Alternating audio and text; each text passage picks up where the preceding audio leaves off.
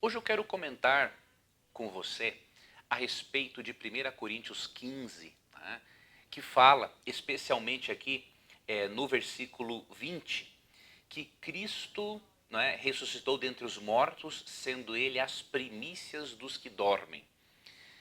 Esta palavra primícias, ela tem alguns significados interessantes, mas eu queria demonstrar para você o real significado de primícias dentro do contexto linguístico e teológico de 1 Coríntios 15, 20 a 23. E por que eu quero fazer isso?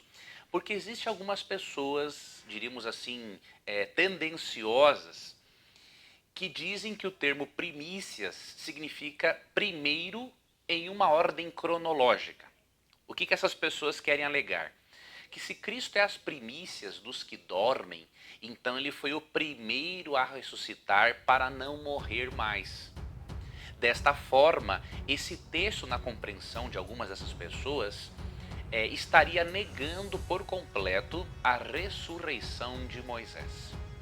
Mesmo eu já tendo esclarecido sobre este ponto num e-book que eu produzi, inclusive em alguns debates dos quais eu participei, eu achei importante mencionar isso novamente, não para dar sequência a discussões desnecessárias, mas para ensinar você alguns princípios de interpretação bíblica. Eu creio que este vídeo de hoje vai lhe ajudar a interpretar a Bíblia da forma correta, para você extrair da palavra de Deus o que de melhor ela tem para a sua vida e para você também precaver-se dos falsos ensinadores. Então acompanhe esse vídeo, porque através dele você vai ter dicas preciosas para interpretar o texto bíblico.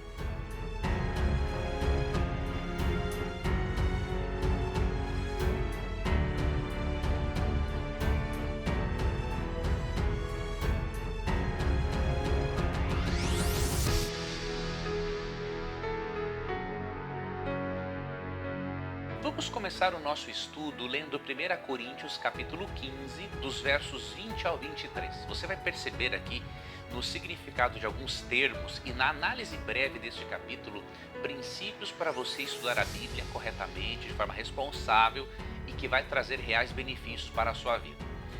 1 Coríntios 15, 20 a 23. Mas de fato, Cristo ressuscitou dentre os mortos, sendo ele as primícias dos que dormem. Visto que a morte veio por um homem, também por um homem veio a ressurreição dos mortos. Ou seja, assim como por Adão veio a morte, por Cristo, segundo Adão, vem a ressurreição dos mortos. Porque assim como em Adão todos morrem, assim também todos serão vivificados em Cristo. Cada um, porém, por sua própria ordem.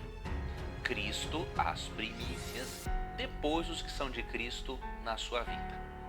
Você pode estar se perguntando, Leandro, como é que o significado do termo primícias pode me ensinar alguma coisa sobre interpretação bíblica? É simples. Quando você e eu queremos entender um texto bíblico, é muito importante que analisemos o significado de certos termos e certas palavras-chave no texto bíblico. Porém, precisamos avaliar o contexto no qual o termo está sendo empregado.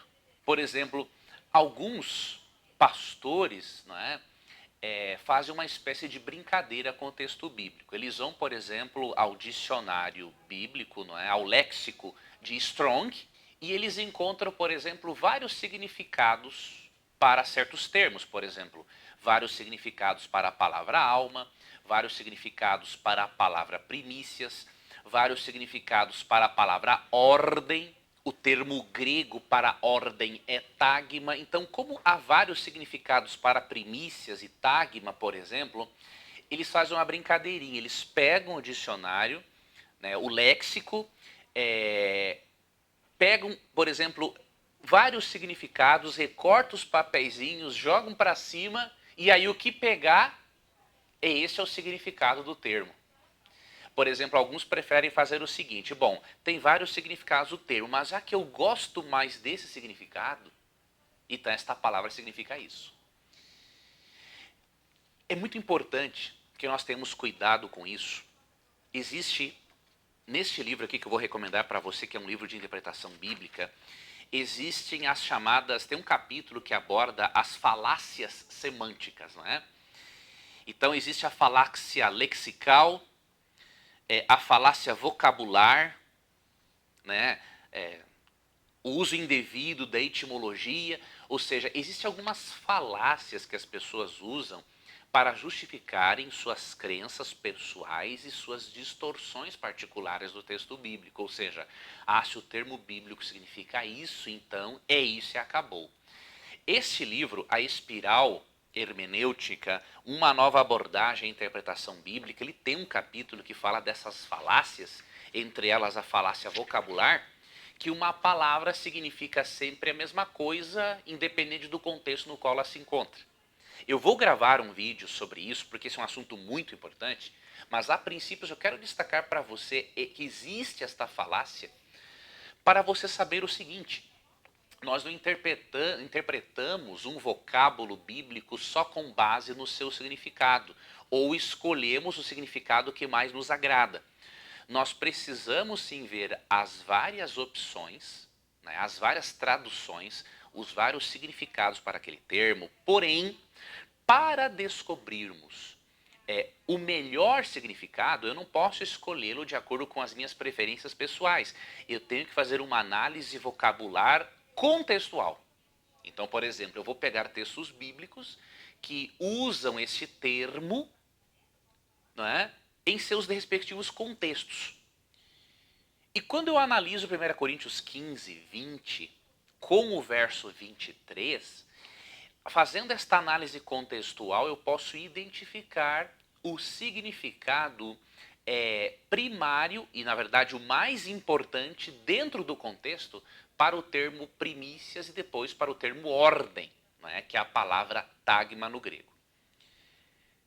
Vamos fazer o seguinte. Primeiramente, 3 coisas temos que fazer para identificarmos o significado de um termo e para extrairmos a teologia do texto bíblico.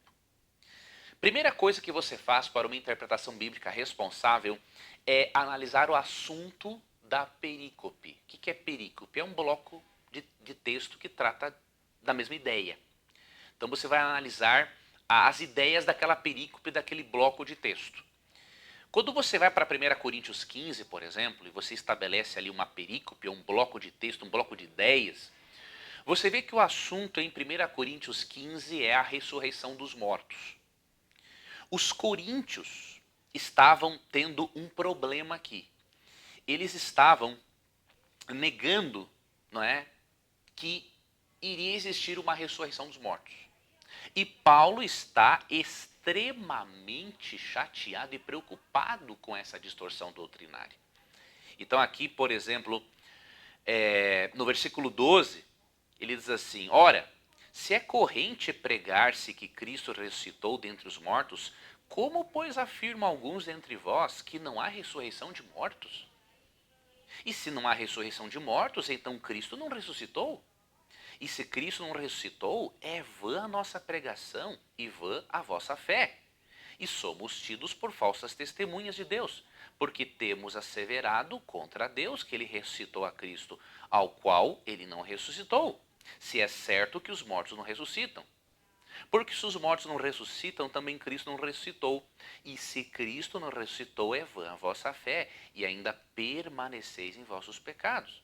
E ainda mais os que dormiram em Cristo pereceram.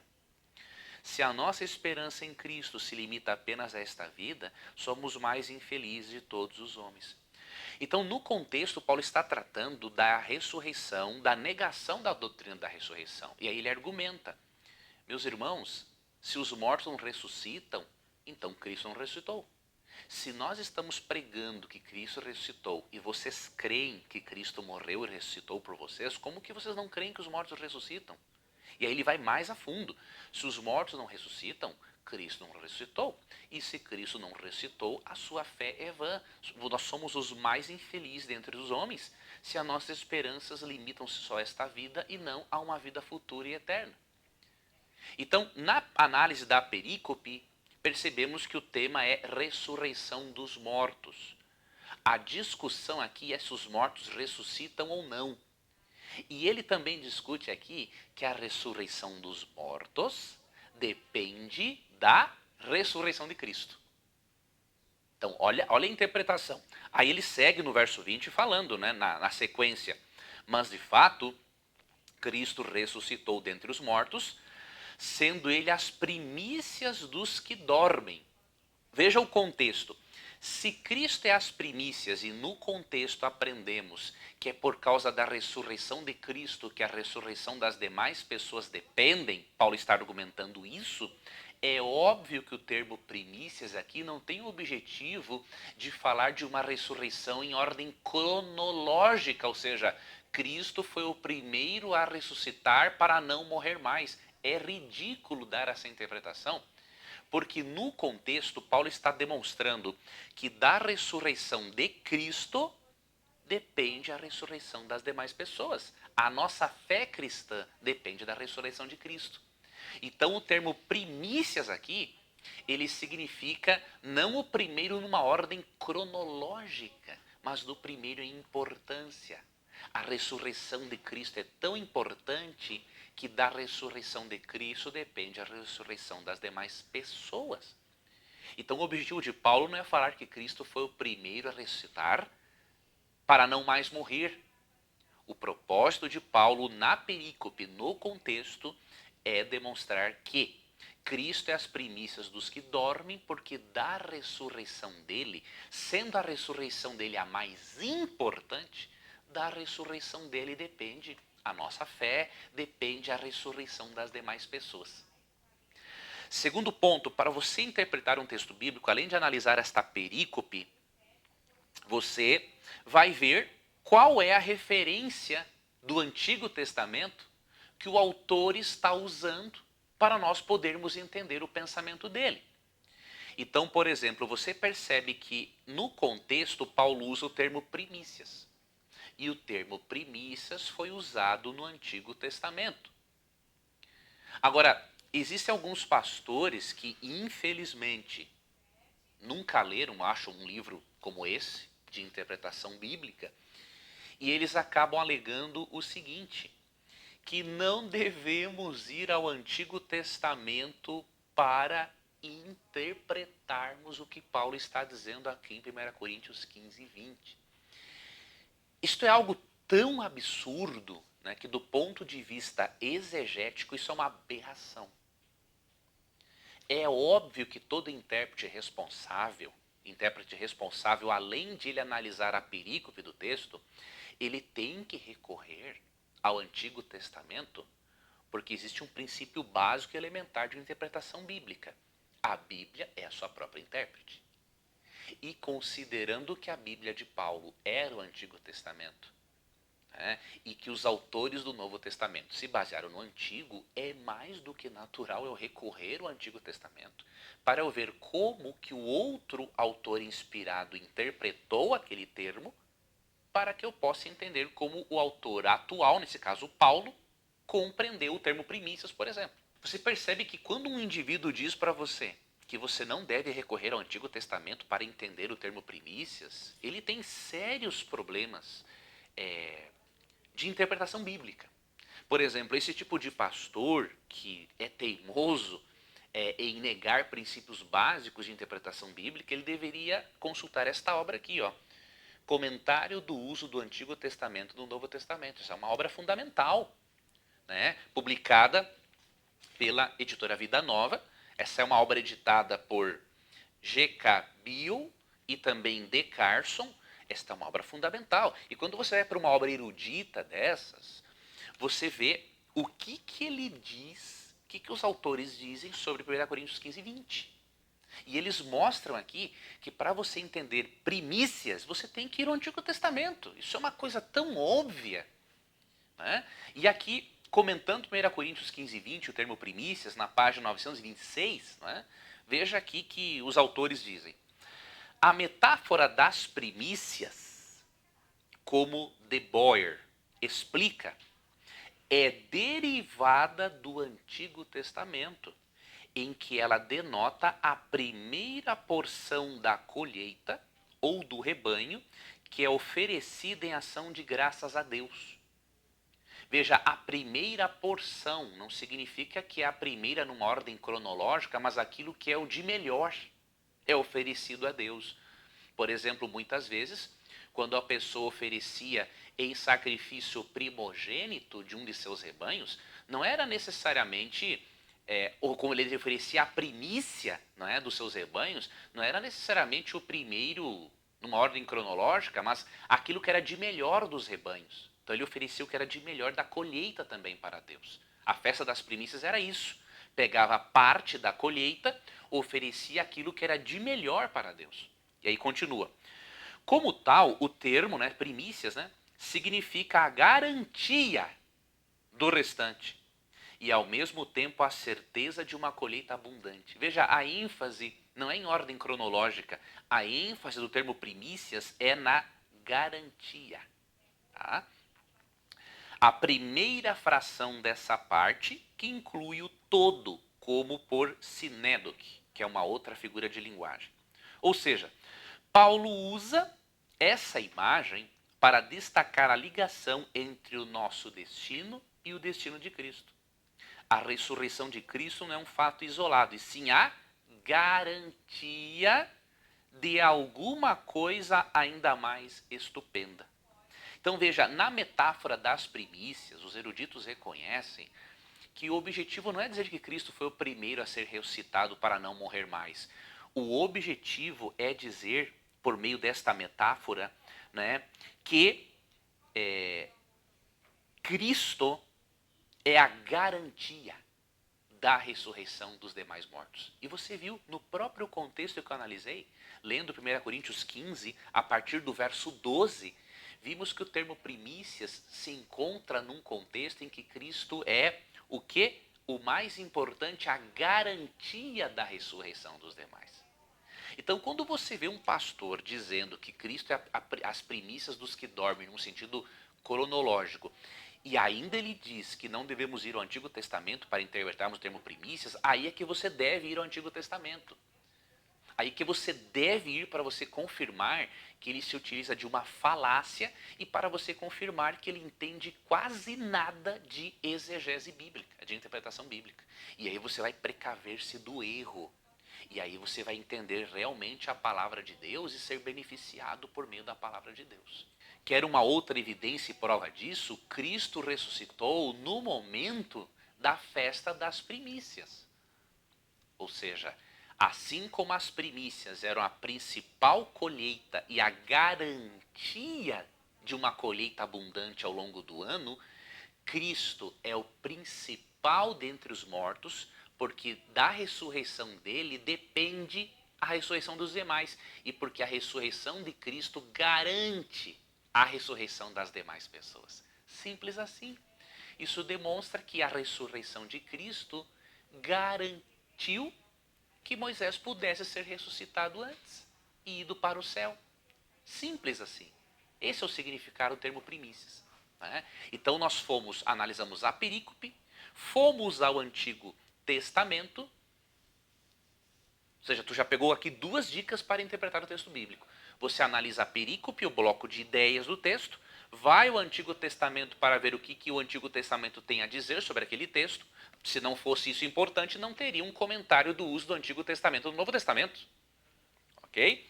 E terceiro ponto, você tem que analisar o contexto cultural no qual o texto foi escrito. Quando você avalia 1 Coríntios 15, você percebe que os cristãos, como eu já mencionei, eles estavam sendo descrentes na ressurreição, né? E a tese de Paulo é que se Cristo não ressuscitou, a ressurreição não é garantida. E se Cristo ressuscitou, a ressurreição é garantida para nós. Ou seja, isso nos mostra que a palavra ordem, em 1 Coríntios 15, 23, ela tem a ver com categoria, com classe. Porque sendo Cristo daquela classe, daquela categoria de primícias, diríamos assim, ele pode garantir a ressurreição dos demais. Então, mesmo que a palavra tagma, no grego, tenha vários significados, nós precisamos interpretar o termo dentro do seu contexto. Como que o contexto utiliza o termo. E aí nós vamos escolher o melhor significado. Então, como tagma tem vários significados, aqui nesse contexto diz assim, ó, cada um, porém, por sua própria ordem. A palavra tagma no grego. Ela pode significar uma ordem cronológica, mas o principal significado de tagma é, de acordo com o dicionário grego do Novo Testamento, é ordem, turno ou classe. E um outro dicionário diz, não é, ordem, posição, classificação. Então o texto poderia ser traduzido assim, cada um em sua própria posição ou ranking. Por que não em ordem cronológica? Porque o termo primícias nesse contexto não tem esta ênfase cronológica. O termo é importância.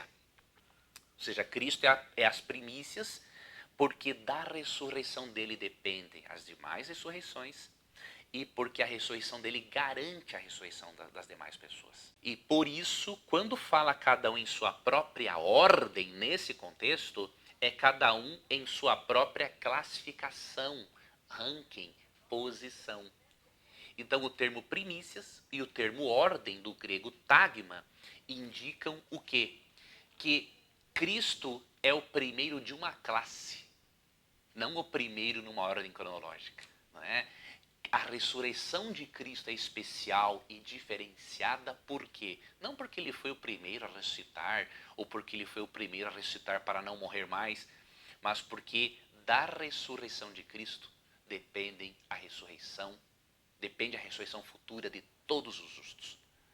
Então você percebe que esta análise contextual, não é, prova que nós não podemos escolher o significado que nós queremos para um termo bíblico. Um termo tem mais de um significado, mas eu preciso analisar o significado dentro daquele contexto, ok? Então eu espero que essas dicas bíblicas tenham lhe ajudado a interpretar melhor o texto bíblico, a refutar o erro doutrinário que nega a ressurreição de Moisés numa tentativa desesperada, não é, de negar o óbvio, de que só é possível ter vida dentro do corpo, e ajude esses pastores que têm essa limitação em compreender a exegese bíblica, orientando-os a ler esse livro aqui, por exemplo, A Espiral Hermenêutica, que fala das falácias vocabulares, que eu vou gravar um vídeo sobre isso. Um outro livro muito interessante sobre interpretação bíblica é o Entendes o que Lês. Então uma pessoa precisa ter pelo menos uma mínima noção de interpretação bíblica antes de chegar a conclusões. Até porque essas conclusões podem afetar pessoas sinceras e podem prejudicar a espiritualidade delas por prejudicar a compreensão devida que elas poderiam ter do texto bíblico, da mensagem de Deus para a vida delas e do plano de Deus para a vida delas.